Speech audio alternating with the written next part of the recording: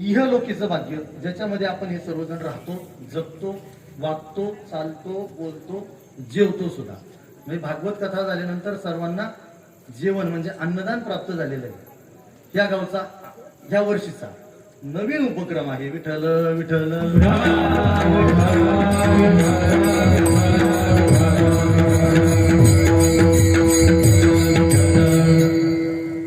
दुसरं जे सांगितलेलं आहे ते पारलौकिक भाग्य आणि तिसरं जे सांगितलेलं आहे ते परमार्थिक भाग्य. या तीन प्रकारचे सर्वसामान्यांनी विचारशास्त्रकारांनी केलेलं आहे. त्यापैकी इहलोकीचं भाग्य कोणाला म्हणतात की आपण या मृत्यू लोकामध्ये जन्माला आलो मनुष्य योनी धारण करून, ते म्हणजे इहलोकीचं भाग्य. हे मनुष्य देह हा देव देवतेंना ब्रह्मादिकांना सुद्धा दुर्लभ आहे. हो, भागवतकार 12व्या अध्यायामध्ये एका ठिकाणी सांगतात की धन्य नरदेहाची प्राप्ती, धन्य साधूंची संगती, धन्य धन्य ते भावार्थी, जे भगवत भक्ती रंगले. इहलोकीचा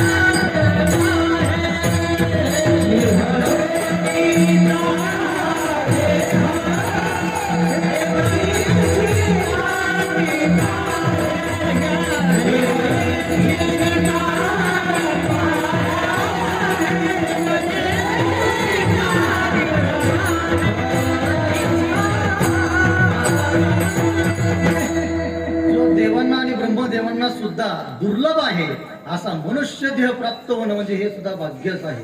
पण ते इहलोकीचं भाग्य आहे सर्वसामान्य अर्थाने. त्या मनुष्य देहामध्ये आल्यानंतर आपण फक्त प्रपंचच नाही करायचा, तर परमार्थ सुद्धा करायचा आहे. हो, आणि त्याकरताच हे मनुष्य देह आपल्याला मिळालेला आहे. कारण ह्याच देही याच डोळा पाहिन मुक्तीचा सोहळा. याच मध्ये आपण लग्नाचा सोहळा पाहतो, जन्माचा सोहळा पाहतो. हो, असे अनेक प्रकारचे सोहळा सांगितलेले आहेत. पण त्यापैकी मुख्य असणारे म्हणजे एक जन्माचा आणि एक मृत्यूचा सोहळा, आणि तिसरा मध्ये येणारा म्हणजे लग्नाचा सोहळा. विठ्ठल.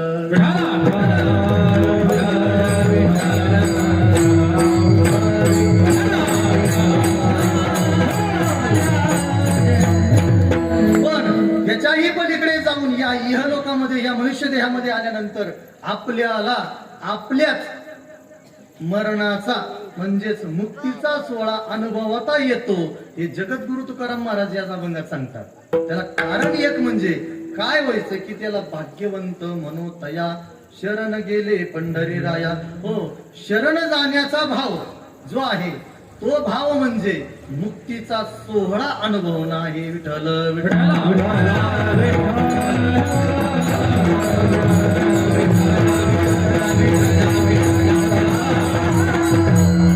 आणि यामध्ये सुद्धा एकतर नरदेह प्राप्त होणं हे अत्यंत दुर्लभ आहे. त्याच्यामध्ये नरदेह प्राप्त झाल्यानंतर आपले इंद्रिय यथासाध असले, आपले इंद्रिय म्हणजे जन्माला आल्यानंतर तो चांगलाच येईल असं नाही. पूर्वसंचित पूर्वक्रियामान हो काय आहे त्याच्यावरती ते अवलंबून आहे. त्याचं संचित काय आहे, भाग्याला दुसरं नाव काय आहे, संचित.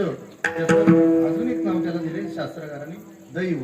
हो, आपण म्हणतो ना माझ्या दैवत नव्हतं, हो माझ्या भाग्यात नव्हतं, माझ्या प्रारब्धात नव्हतं, संचितात नव्हतं, म्हणून मला मिळालं नाही. या उलट माझ्या दैवात होतं, संचितात होतं, माझ्या भाग्यात होतं, म्हणून हे सर्व मला झालं त्याचं कारण काय आहे? आपल्या बरोबर येणारा भाग्योदय संचित ठेवा.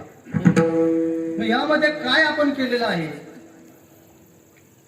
पूर्वी जन्मी जर आपण चांगले कर्म केले असतील, चांगले सत्कर्म केले असतील, चांगले दान धर्म केले असतील, तर आपल्याला या जन्मामध्ये यथासांग सदृढ सशक्त अशी इंद्रिय प्राप्त होणे म्हणजे सुद्धा भाग्याचं लक्षण सांगितलेलं आहे.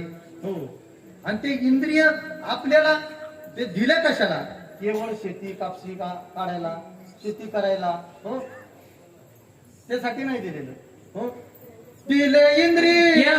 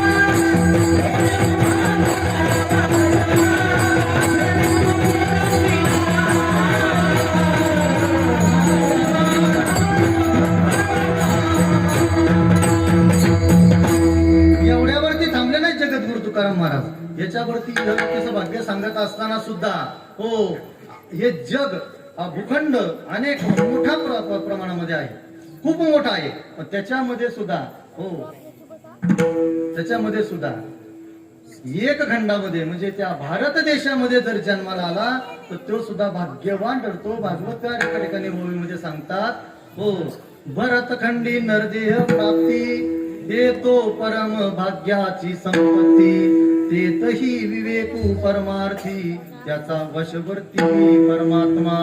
अरे, भारत देशामध्ये जन्माला आल्यानंतर आणि त्यामध्ये महाराष्ट्रामध्ये जन्माला आल्यानंतर त्याचा सारखा भाग्यवान कोणीच नाही.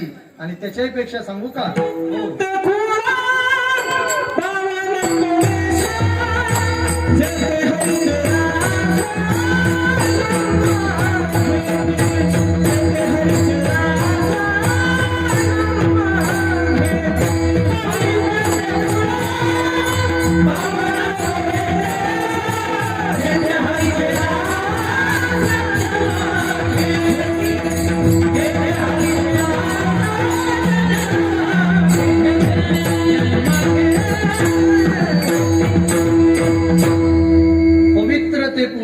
तो देश जेथे हरीचे दास जन्म घेती.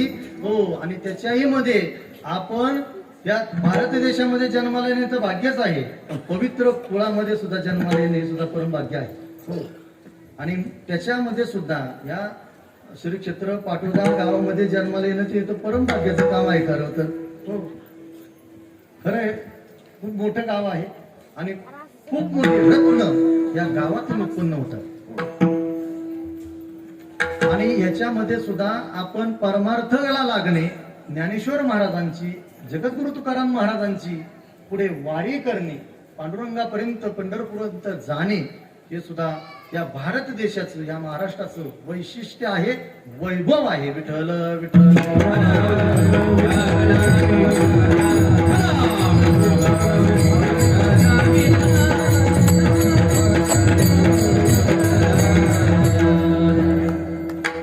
अजून एक छोटस गोष्ट आहे याच्यामध्ये, बारीक बारकावा एकदम सुंदर केला. इह लोकीचं भाग्य सांगत असताना, वर्णन करत असताना, हो, शास्त्रकार असं या ठिकाणी एका ठिकाणी सांगतात की या इह लोकामध्ये नरदेह प्राप्त होणं हे भाग्याचं आहे.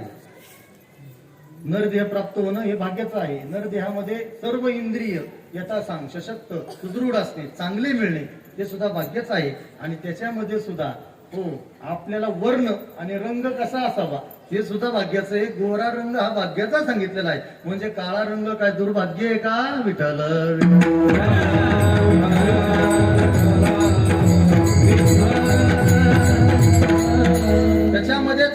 पत्नी मिळणे, चांगली मुलगा मिळणे, हो हे सुद्धा भाग्याचं सांगितलेलं लक्षण आहे इहलोकीच्या सर्वसामान्य भाग्यामध्ये. पण यदा कदाचित पत्नी जर चांगली नाही मिळाली तर ती पत्नी आपल्याला अधोगतीला नेल्याशिवाय राहणार नाही. पुत्र होऊ शकतो पण तो पुढे पुत्रहीन सुद्धा होऊ शकतो किंवा कुपुत्राचा बाप होऊ शकतो, नाही तर त्याला अधोगतीला नेल्याशिवाय ते राहू शकत नाही. म्हणून जरी कन्या, पुत्र आणि भार्या म्हणजे बायको जरी मिळाली चांगली, भाग्यतारी नोहे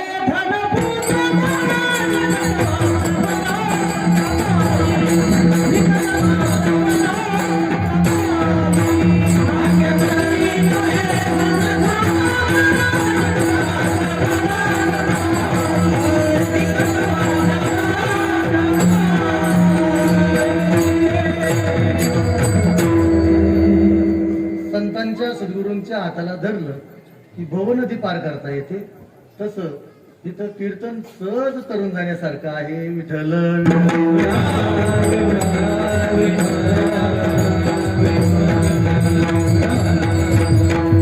मला वाटतं दुरुपदामध्ये तेच आहे. तरले तरती हा वरवसा नामधारकाचा ठसा, हो सांगितलेलंच आहे. मी बोलत होतो की एखाद्या वेळेस पत्नी चांगली मिळाली नातमावांसारखी तर ती परमार्थाचे योग्य राहते.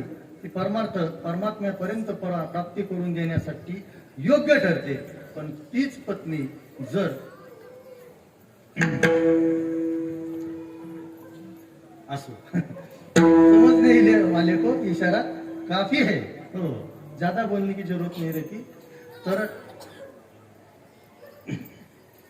त्याच्यामध्ये सुद्धा पुत्राबद्दल तर भागवताने इतकं सुंदर वर्णन केले, ज्ञानेश्वरीने सुद्धा वर्णन केले आणि जगद्गुरु तुकाराम महाराजांनी सुद्धा पुत्राबद्दल इतकं वर्णन केले. जर पुत्र भक्ती मार्गाला लागला तर तो 21 कुळाचा उद्धार केल्याशिवाय राहत नाही. तीच पुत्री म्हणजे कन्या जर भक्ती मार्गाला लागली आणि परमात्मा प्राप्ती करून घेतली तर ती एका वेळेस 42 म्हणजे डबल, हो आपण कन्यादानाला घाबरतो आणि काय करतोय, मुली होऊ देत नाही. 42 कुळाचा उद्धार करण्याची क्षमता एका कन्येमध्ये आहे. म्हणून जगद्गुरु तुकाराम महाराज सुद्धा पुत्राच्या अगोदर कन्येलाच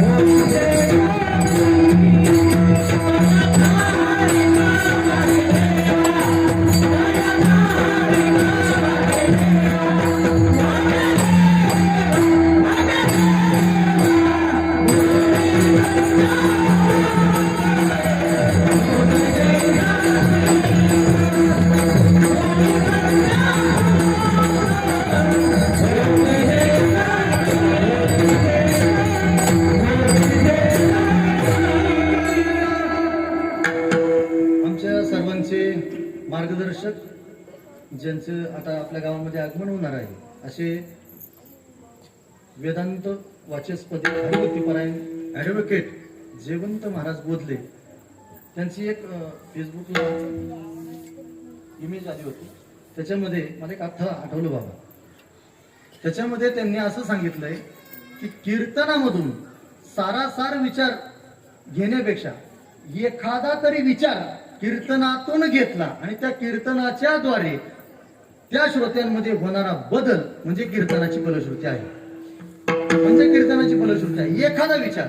म्हणून मला असं सांगायचंय की श्री भ्रूण हत्या बंद व्हावी आणि कन्येला जन्म द्यावा, एवढा जरी विचार या कीर्तनातून आज गेला तरी कीर्तन सफल झालं. विठ्ठल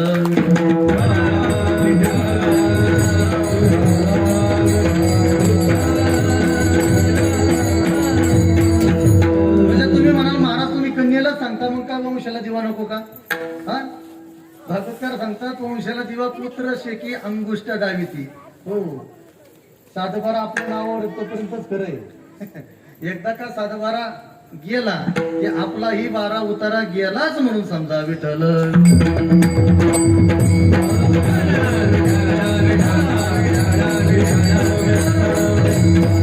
असावा, समानता दिलेली आहे.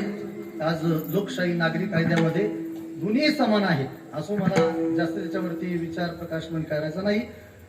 मी बोलत होतो की मुलगा आणि मुलगी जर भक्ती माता निघाली, ती भक्ती करण्याला लागली तर ती 21 आणि 42 कुळांचा उद्धार करण्याची क्षमता त्यांच्यामध्ये असते. तरी सुद्धा जगद्गुरु तुकाराम महाराज त्या ठिकाणी सांगतात की धन पुत्र दारा, हो हे नाहीच आहे ना. हो, निकटवास बरा संतापायी. तरी सुद्धा ते संतांकडे का जायला सांगतात त्याचा विचार दुसऱ्या भाग्यामध्ये त्यांनी सांगितलेला आहे. त्याचं कारण असं आहे, इंद्रपद, ब्रह्मपद आदी सर्वच पद ही नाशिवंत आहे. इंद्रपदादी ब्रह्मसदन, हो या नाव भाग्यांश पूर्ण जाण, एक सत्संगा समान कोट्यांश जाण तू केना. जरी इंद्रपद आणि ब्रह्मपद मोठे असतील, त्यांचं भाग्य खूप मोठं आहे, खूप मोठं आहे, पण तरी सुद्धा त्यांना फिरून फिरून फिरून कुठे यावं लागतं, पुन्हा मृत्यू लोकांमध्ये घ्यावं लागतं. त्यांचा कालखंड जरी मोठा असला, हो कालखंड जरी मोठा असेल, एखाद्याचा 5 वर्षाचा असतो, एखाद्याचा 10 वर्षाचा असतो, एखाद्याचा 15, एखाद्याला त्याच्या भाग्याने 20 वर्ष, एखाद्या त्याच्या महाभाग्याने 25 वर्ष मिळतो. पण ब्रह्मदेवाचा कालखंड खूप मोठा आहे. ब्रह्मदेवाच्या एका रात्रीमध्ये 14 इंद्र होतात. 14 इंद्रांची उत्पत्ती, एवढं मोठी त्याची आयु मर्यादा आहे.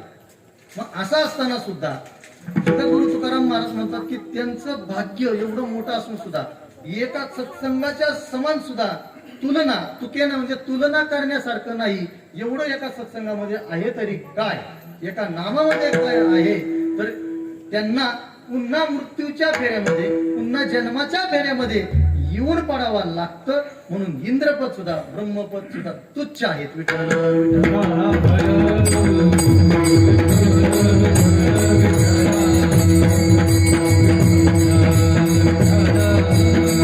जगद्गुरु तुकाराम महाराज म्हणतात की पारलोकीचं भाग्य. हो, 2 मित्र होते, 2 मित्र 2 शेती करीत असताना आजूबाजूला राहत होते.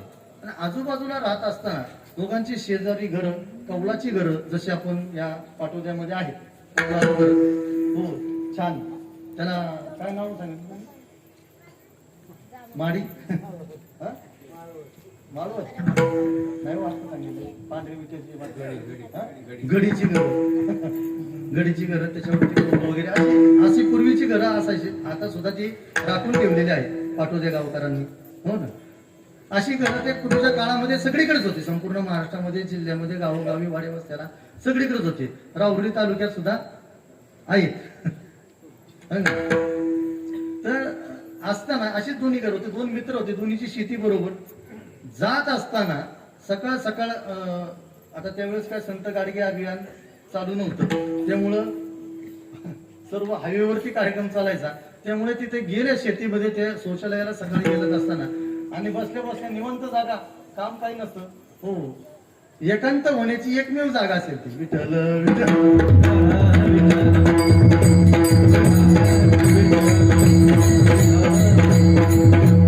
Don't disturb me.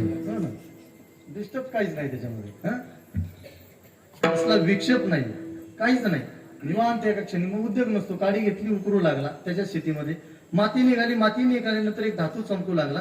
धातू चमकल्यानंतर तोही चमकला, ते डोळ्यासमोर काय चमकतंय म्हणून. आणि चमकल्यानंतर त्याने पुन्हा उकरायला लागला. उकरून उकरून खनन करून त्यांनी ती माती बाजूला सारली, झाकण काढलं. झाकण काढल्यानंतर त्याला एक थोडासा छोटासा हंडा दिसला आणि त्या हंड्यामध्ये माणिक, मोती, हिरे सर्व दिसले. पण दैववादी असल्यामुळे, प्रामाणिकपणा काही शेतकऱ्यांचा असतो. असल्यामुळे प्रामाणिकपणा त्याच्याकडे आहे आणि त्याच्या अंतःकरणाने सांगितलं की हे धन आपलं नाही, हे सरकारचं धन आहे. पुन्हा त्याने आहे तसं झाकून ठेवलं आणि घरी निघून गेला. घरी निघून आल्यानंतर मित्र त्याचा आला, शेजारी असल्यामुळे त्याने मित्राने त्याला सांगितलं की अशी अशी घटना माझ्याकडे सकाळी आज ऐकून घडली, असं असं झालं. त्यांनी ते सगळं ऐकून घेतलं आणि ऐकून घेतल्यानंतर गपचीप रात्रीचा गेला सगळं खनन साहित्य घेऊन.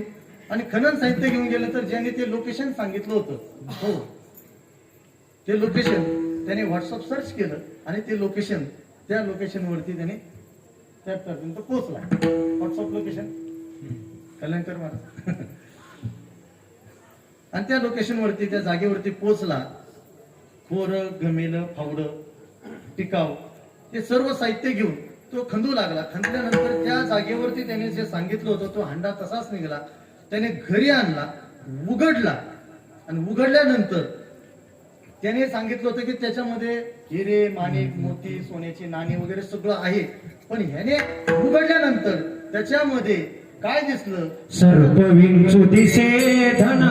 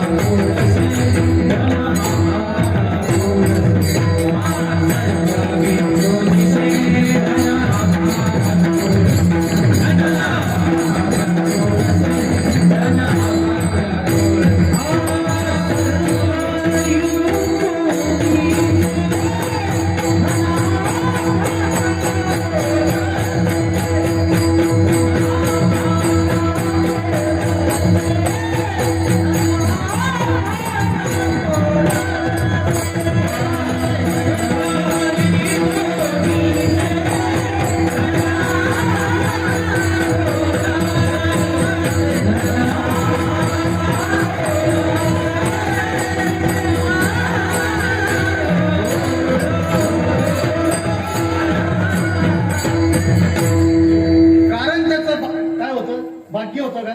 नाही. त्याचं काय होतं? दुर्भाग्य होतं. आणि ज्याचं भाग्य होतं त्याला हंडा खंदावा लागला नाही, हंडा घरी आणावा लागला नाही आणि हंडा पावा सुद्धा लागला नाही. आपोआप त्याच्या घरी आला आणि हे म्हटलं, हे तू सांगितलं ते चुकीचं सांगितलं, खोटं सांगितलं, मला फसवलंच का? तो म्हणला नाही फसवलं. तो म्हणला मी उघडला हंडा, त्याच्यामध्ये सर्प, विंचू, कोळशी मला दिसले. रागाने त्याच्या घरावरती तो ओतू लागला कौलं काढून. आणि कौलं काढल्यानंतर ते ओतू ज्यावेळेस लागला रागाने, त्यावेळेस त्याला हंडाही आणावा लागला नाही, खंदन करावं लागलं नाही, घरी आयती आला, वतावा सुद्धा लागला नाही. आयतं धन त्याच्याकडे पडलं. कारण याचं भाग्य आणि त्याचं दुर्भाग्य टळलं.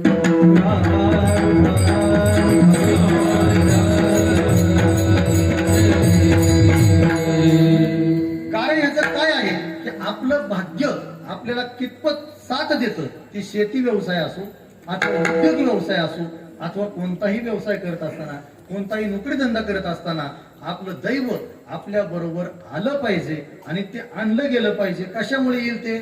कशामुळे येईल? एक तर नामस्मरण आणि दुसरं म्हणजे सत्संगती. या दोन गोष्टीमुळे आपल्या दैवाचा पालट होऊ शकतो. होत नाही असं नाही. हो, एका जनार्दनी भोगवणारा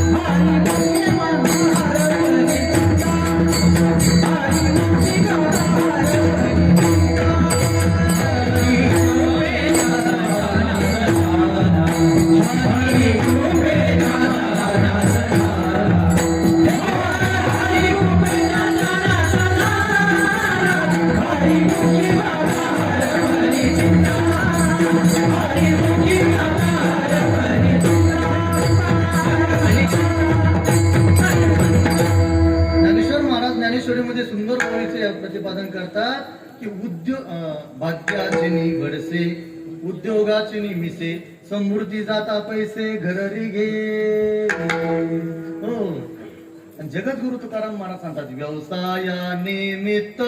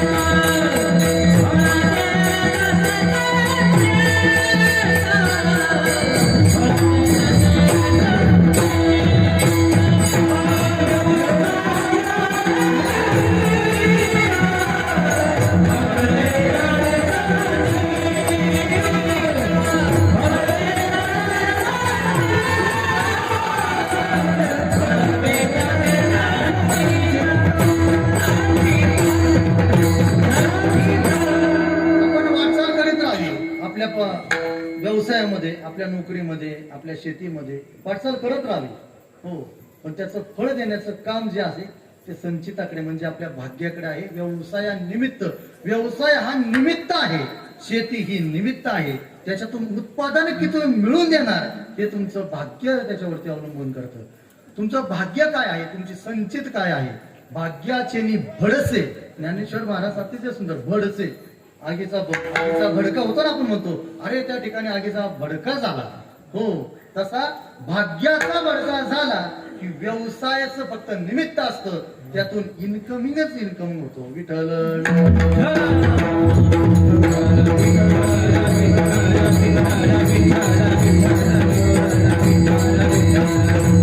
सहज आणि सुलभता. हो, सहज असते, सहज सुलभ. कशामुळे होईल?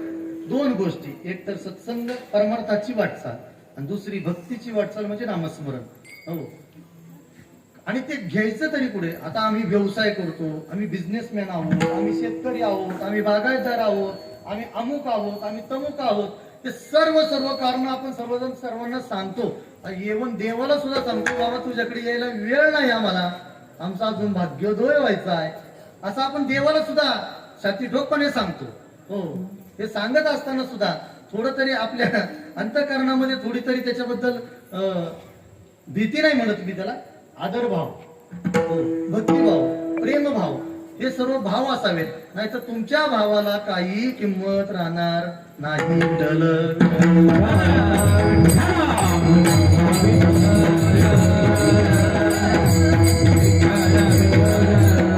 वाटचाल करत राहा, ती पारमार्थिक असो अथवा प्रपंचिक असो. फळ देण्याचं काम, फलश्रुती करण्याचं काम आपलं भाग्य केल्याशिवाय राहणार नाही. ज्ञानेश्वर महाराजांनी ही जी ओवी सांगितली त्या ओवीमध्ये भडका झाला, भाग्याचा भडका होणे. आगीचा भडका तुम्ही म्हणता ना, मी बोलत होतो ते आगीचा भडका होणं, तिकडे भडका झाला मोठा, तसा भाग्याचा भडका झाला की कोणताही व्यवसाय करा, कोणतीही नोकरी करा, काही करा, तुमचं भाग्योदय झाल्याशिवाय राहणार नाही. कारण भडका विठ्ठल विठ्ठल.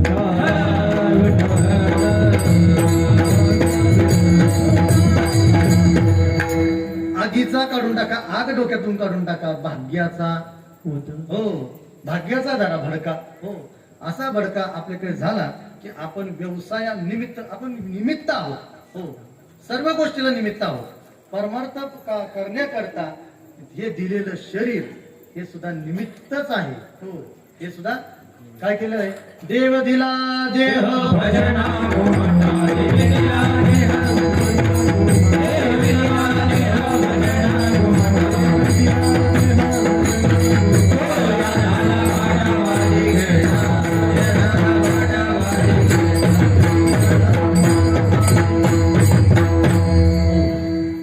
देवे दिला देह भजन गोमटा. भजनासाठी दिलेला आहे तो, भोजनासाठी नव्हे. विठ्ठल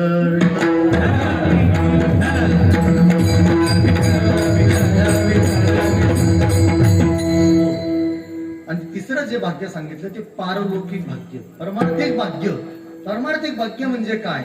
की आपण करीत असलेली वाटचाल परमार्थामध्ये ती फलद्रूप परिपक्व होणं, त्याच्यामध्ये अंतःकरणामध्ये भक्तीचा पाझर फुटणं, किंवा पहिल्या अनुषंगाने बोलायचं म्हणलं तर भक्तीचा पाठ प्रवाहित होणं, हो, म्हणजे परमार्थिक भाग्य.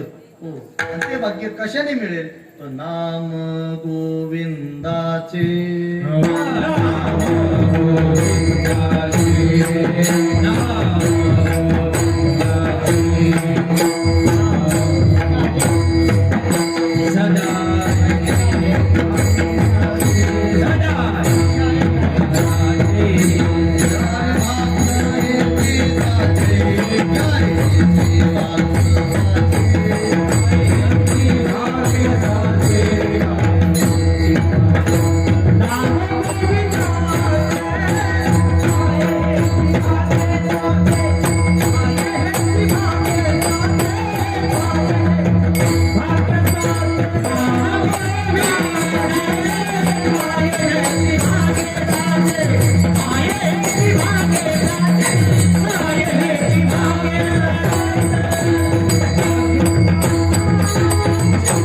आणि हे नाही जमलं तर त्याला दुसरा पर्याय जगद्गुरु तुकाराम महाराज सांगतात, तीचा भाग्य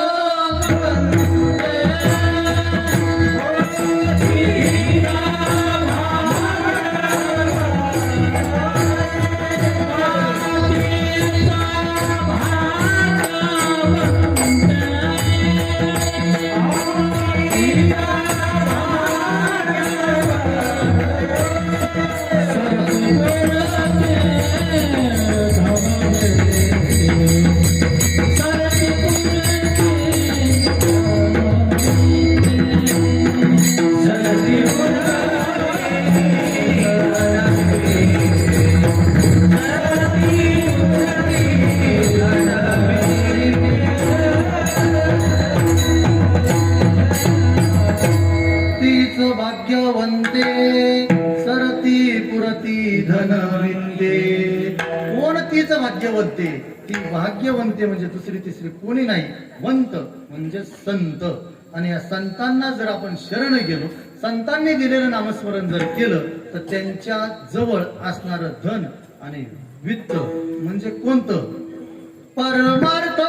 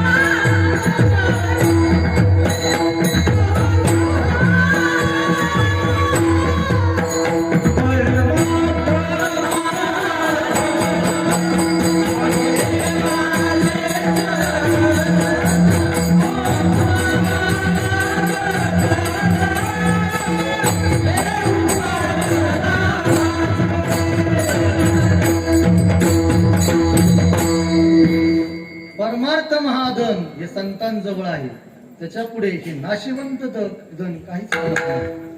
हो, ते व्यवहारामध्ये उपयोगी येईल, प्रपंचामध्ये उपयोगी येईल, पण परमार्थामध्ये हो वित्त लागत नाही तर चित्त लागत.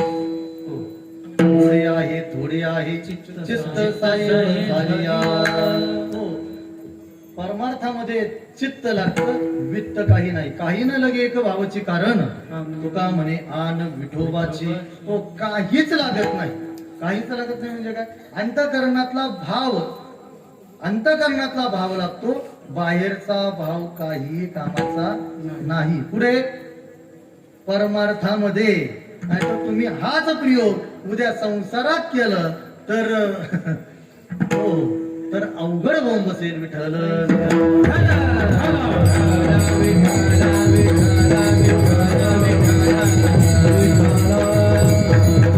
कारण आज जे चाललंय वर्तमान काळामध्ये, ह्या कलियुगामध्ये ते म्हणजे पैसा मेरा भगवान, बाल बच्चे साधू संत, पत्नी मेरी गुरु, तो पूजा किसकी करू. सध्या वर्तमान काळामध्ये कलियुगामध्ये कलियुगामध्ये हे सध्या चालू आहे. पण ते जरी गरजेचं असलं तर त्याच्याही पेक्षा जास्त गरजेचं आहे आपण परमार्थ करणं. आणि त्याशिवाय आपल्या पुण्यशय भाग्योदय झाल्याशिवाय आपला राहणार नाही. पुण्य फळले बहुता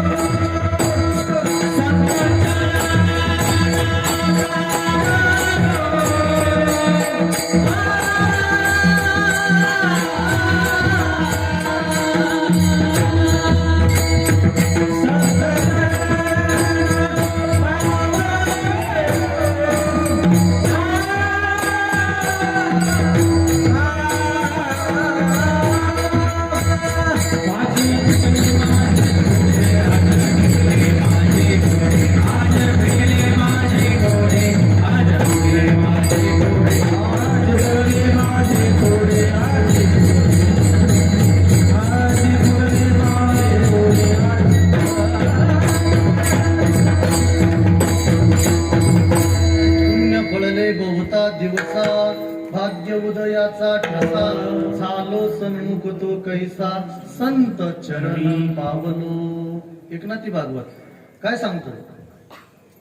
कोटी जन्माची पुण्य संपत्ती, जरी गाठी असेल आयती, तरीच जोडेल माझ्या संतांची संगती, सत्संगतीने भक्ती उल्हासे. म्हणून प्रत्येक गोष्टीमध्ये आपण देवाचं स्मरण, सद्गुरूंचं आठवण आणि संतांची संगती केली पाहिजे. मोक्ष रेखे आला भाग्य विरंगला, साधूचा अंकेला हरी भक्त विठ्ठल.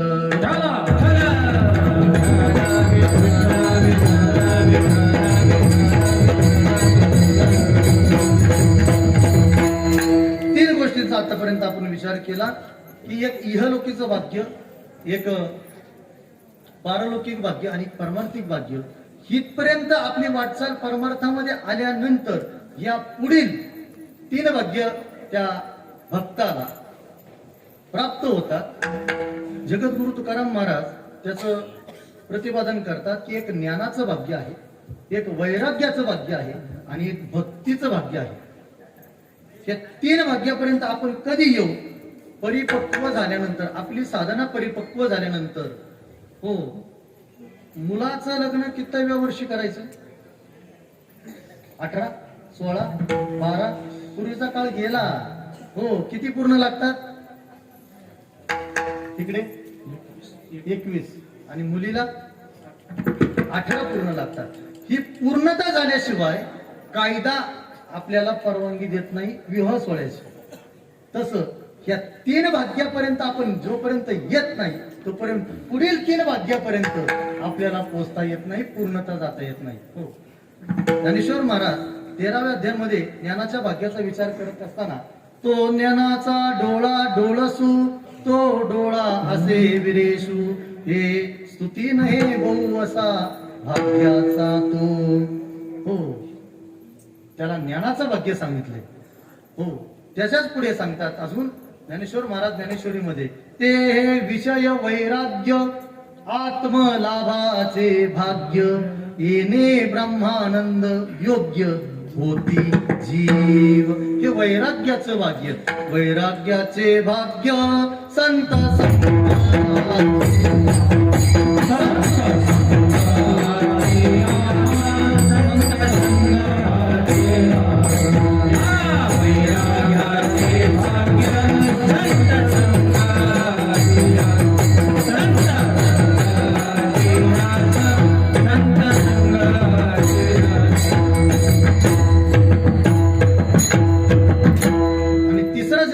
ते भक्तीचं भाग्य. हो, भक्ती भाग्या झाला धनी. किंवा तुकाराम महाराजांच्याच भाषेत जर सांगायचं म्हणलं तर तुका आला लोटांगणी भक्ती भाग्या झाली धनी. हो, भक्ती भाग्याचे धनी होण्यासाठी आपल्याला काय करावं लागेल तर एक तर देवाचं म्हणजे पंढरी परमात्म्याचं शरणागती पत्करावी लागेल. दुसरं ज्ञानोबर आहे, जगद्गुरु तुकोबर आहे, एकनाथ महाराज आधी सर्व संत जे झाले त्या संतांचं चरणावरती शरणागती पत्करावं लागेल. आणि हे किंवा ज्यांनी सद्गुरु केलेले आहेत, गुरु केलेले आहेत त्यांचं दास्यत्व, त्यांची शरणागती तन मन धनाने पत्करणे म्हणजे शरण जाणे. हेच घडल्यानंतर ह्यांच्या जवळ का जायचं एका वाक्यात उत्तर सांगायचं झालं तर ह्या तिघांजवळ सुद्धा हे जी भाग्य सांगितलेत तुम्हाला ज्ञानाचं, वैराग्याचं, भक्तीचं, हे तीनही भाग्य तुम्हाला एका व्यक्ती मध्ये मिळतात. त्यांचं नाव आहे संत विठ्ठल.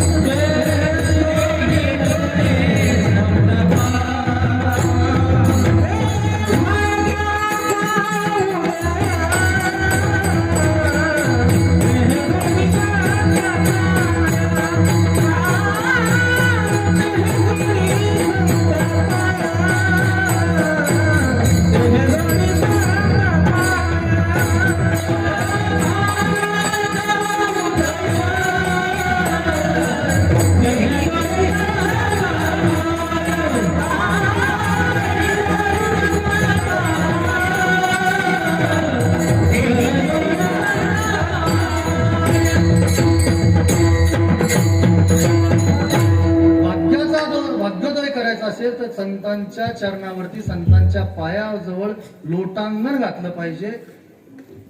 एकनिष्ठेने, अनन्यतेने आपण शरणागती पत्करली पाहिजे. तेव्हा उजळले भाग्य आता अवघी चिंता वारली. हो, त्याच्यामध्ये तुमची सांसारिक आणि पारमार्थिक या दोनही चिंता नाश करण्याचं काम संतांच्या जवळ असलेलं भाग्य तुम्हाला प्राप्त करून देतील. विठ्ठल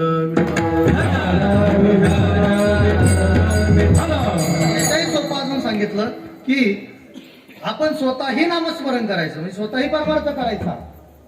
वारीला 1 वर्ष आपण गेलो तर दुसऱ्या वर्षी आपल्या बरोबर 2, 3, 4 आले पाहिजेत. कीर्तनाला आपण जर 1 जण बरोबर आणला, 4 जण आणले तर दुसऱ्या दिवशी 8 आले पाहिजेत. कथेला 10 आणले तर 20 आले पाहिजेत. पारायणाला 20 आले तर 50 अंथ आले पाहिजेत. ह्याला वाढ होणं म्हणतात. म्हणजे आपणही स्वतः नामस्मरण करायचं आणि दुसऱ्यालाही नामस्मरण करायला लावणं हे सगळ्यात मोठं भाग्य आहे. विठ्ठल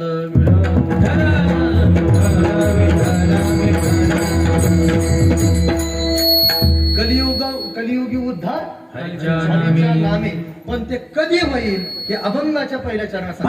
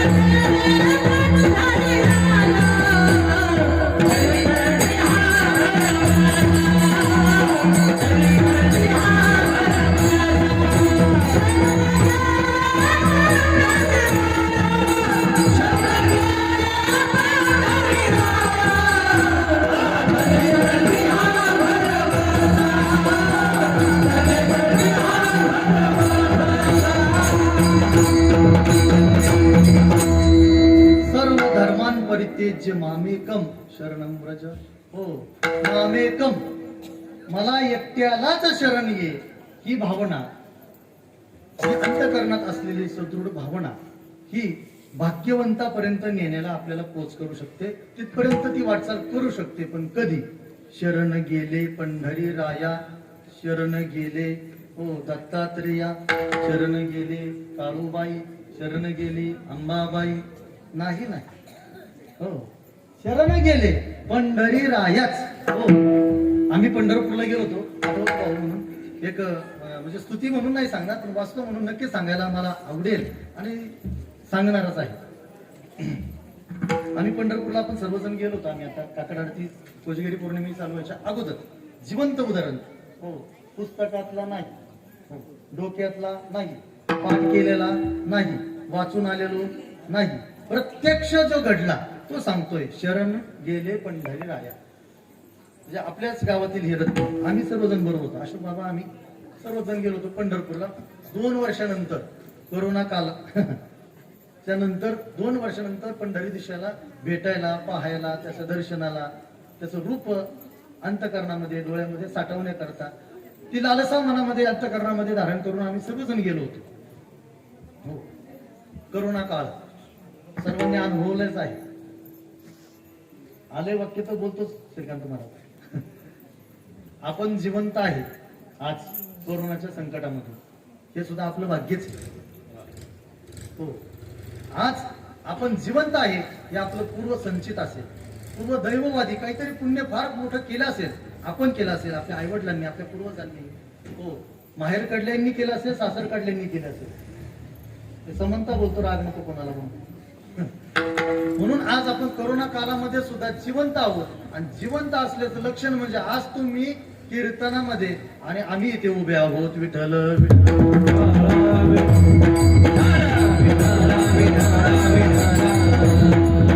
ही पंढरीधीश परमात्म्याची असलेली आपल्यावर झालेली अनुकंपाच आहे, कृपा आहे त्याची.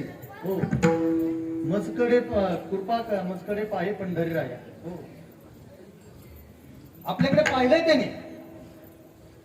आणि आम्ही सर्वजण पंढरपूरला गेल्यानंतर एक आजीबाई अशी चालली होती दर्शनाला, काय सगळे पुढे पुढे पुढे पुढे. आम्ही म्हणलं चला गो आजीबाई तुम्ही जा पुढे, तुम्हाला जास्त आमच्यापेक्षा आस लागलेली आहे दर्शनाची. ते आज जात होते ती पुढे. आणि जाता जाता कान्होपात्राचं दर्शन केलं आणि पुढे काहीतरी मंदिर होतं.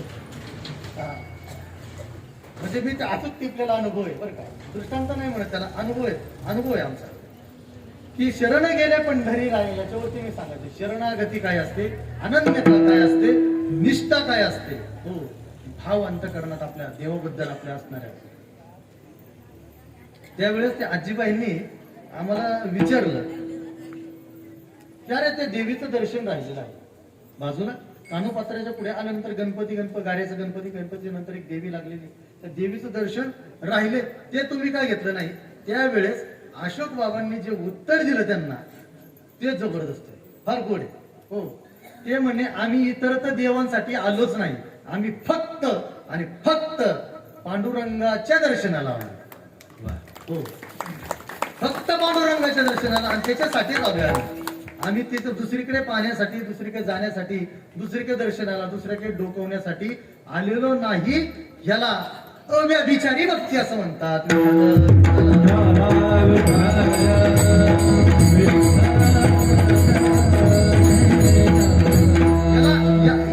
या भावनेला, या साधनेला अनन्यता, हो, एकनिष्ठता आणि निष्ठावंत भाव भक्तांचा सोदर्म निर्धार एवर चुकून हे निष्काम निश्चल विठ्ठली विश्वास पाहू नये वास अनेकाची म्हणजे अनेक लोकांची नाही, अनेक देवतेंची सुद्धा वाट पाहू नये. हो, वास याचा अर्थ वाट पाहू नये. फक्त वाट कोणाची पाहावी? कोणाची पाहावी? फक्त एका विठ्ठलाची, एका पांडुरंगाची पाहावे. त्याने यावं, आपल्याला बोलावं, चालावं, आपल्याला किमान त्याने नाही जागृतीमध्ये तर किमान स्वप्नामध्ये येऊन तरी त्यांनी दृष्टांत द्यावा, त्याचं ते सावळ रूप दर्शन दाखवावं. एवढी तरी अनन्यता, एवढी तरी अव्यभिचारता आपल्या भक्तीमध्ये असावी. एक वाक्य मोठं सांगतो, हो, मोठ्या अंतकरणाने, मोठ्या कानाने, म्हणजे हत्तीचं सुख एवढं कान असतं म्हणतात, हो, तेवढ्या कानाने ऐका. हो, तसं करू नका, पण मी फक्त भक्तीबद्दल बोलतो.